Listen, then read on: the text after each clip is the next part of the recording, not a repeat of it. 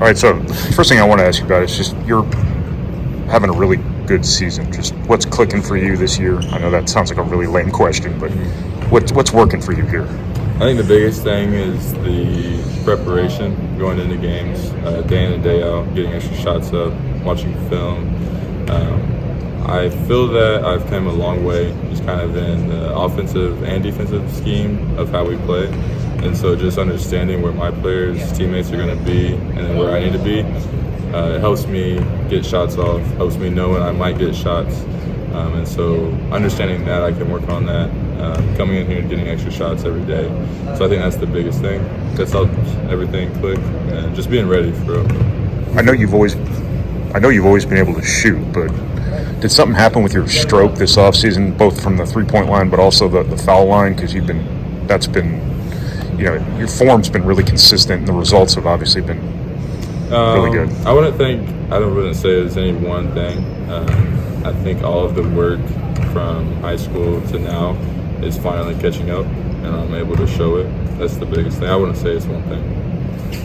Just being ready to shoot, how much more are you in that position as far as comfortable with, as you mentioned, knowing the offense, knowing where guys are going to be? Has that allowed you maybe to have that success when you're ready to go when the ball comes your way? Yeah. I think as a little kid, I was always taught knees down, knees bent, butt down, hands ready. And you kind of think that's like a trivial thing, like not everybody has to do it, but when you work on it day in and day out, I think it eventually will end up paying off because you get yourself into a mindset of I'm always ready. And so if you get the ball, then it is what it is. If you do get the ball, you're ready to shoot, and you always have to be ready because I know I don't get that many shots.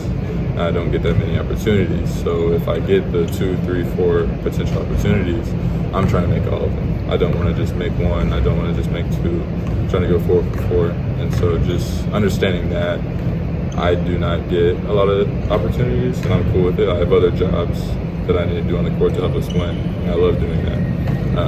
But whenever I do get those opportunities, I want to make the most of it. It seems like the process is quicker for you. For sure. I mean, it's just you're shooting before the ball even gets there. Yes, and I think that's, I'm sure, I can't think of the names right now, but great shooters over time, they are thinking of their shot before they get the ball.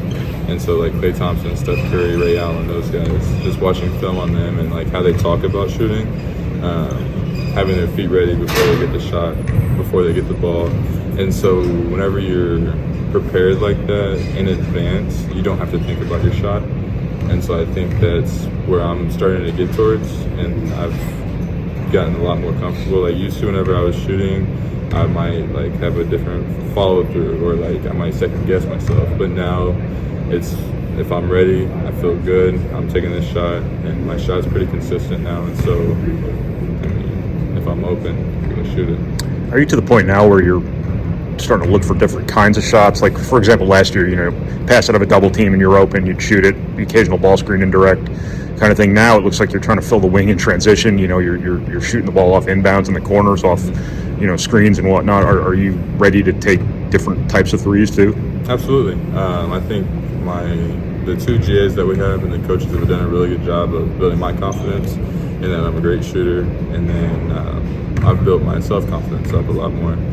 Just staying in the gym and whatever goes on, off the court, just trusting the guys here, trusting myself, and I really just kind of kept myself in the gym the past couple months. So I think that's the biggest thing. And then the new shots, I wouldn't necessarily say that they're new shots. They might be new shots in the game, but they're shots that I work on a lot in practice. We have certain specific drills that is just kind of challenging, going from one shot to next shot. So those are finally paying off. I think it's just an accumulation of a lot of work. That's the biggest thing. Also, you've done a good job all season, kind of making yourself available around the basket for Travion and Zach when they draw attention. Just are you in a pretty good wavelength with those guys too? Yeah. And Jaden when Jaden drives. For sure. Again, not having like as many plays on it for me, my job is to do my job, and I know what my role is. And so whenever I can successfully do my job, those guys look out for me. And, I mean, it's an easy play whenever they see that my guy goes to double them, and I'm in the right position where Coach Paint wants me to be, and it's just an easy layup. And so I think Coach Paint has really instilled in us and drilled in us to just consistently do our job, be where we're supposed to be, and everything will take care of itself. And so whenever we do that, we are very successful, and when we don't, we're not that successful. So just building as we go throughout the season, that's the biggest thing we need to keep honing in on, and just keep doing our job over and over and over again, whether we're down 10, down 5, up 10, whether it is just keep staying who we are. Just the communication aspect on defense, how much has that improved here recently, and how much more does it need to improve as you guys get a little bit deeper in the season? We definitely have a lot of room to improve on it. I think we really took to heart some of what was said to us about the past defensive kind of games we've had, Wisconsin being a big one, and then a couple of games before that.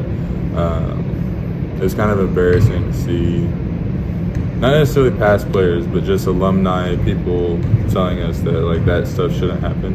And so we took it upon us, and we have to keep working towards it to not let it happen again, just because it's the Purdue way. And then for our self-pride too. The coaches don't want it to happen, we don't want it to happen, but we have to go out there and actually do it and make everything as hard as possible on the other team. So when we stay together and we communicate, that's the biggest thing. Yours seems to be the voice. I'm sorry, Mike. Go I would ahead. say the age of social media, where Absolutely. you get direct feedback. Absolutely. Yours seems to be the voice that I hear the most on defense. Are you trying to lead in that regard? Yes, definitely. Coach B, I think he's the biggest one on all of us about talking. And we always talk about how pro players kind of know everything on the court. They can help people get to the right position just by using their voice. So I try to implement that because that's what the coaches want. And just doing my very best, understanding what these two people over here need to do, what I need to be doing, and what the other person needs to be doing all at the same time. And so we're all on the same page. And again, whenever we're all on the same page, we have a lot of success. But when we have one thing break down, the person on the opposite side of the court doesn't know exactly what to do. And so everybody just kind of gives us off kilter, and it's usually a success for the other team.